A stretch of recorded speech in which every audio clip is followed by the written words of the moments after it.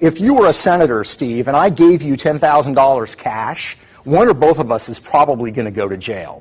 But if I'm a corporate executive and you're a senator, and I give you IPO shares in stock, and over the course of one day, that stock nets you $100,000, that's completely legal.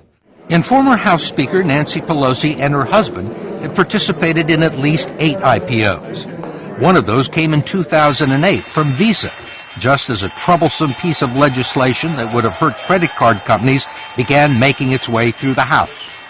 Undisturbed by a potential conflict of interest, the Pelosis purchased 5,000 shares of Visa at the initial price of $44. 2 days later, it was trading at $64. The credit card legislation never made it to the floor of the House. Congresswoman Pelosi also declined our request for an interview, but agreed to call on us if we attended a news conference. Madam Leader, I wanted to ask you why you and your husband, back in March of 2008, accepted and participated in a very large IPO deal from Visa.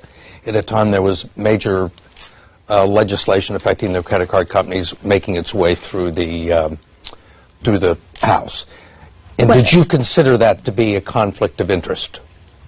I don't know what your point is of your question. Is there some point that you want to make with corporate executives, members of the executive branch, and all federal judges are subject to strict conflict of interest rules, but not the people who write the laws.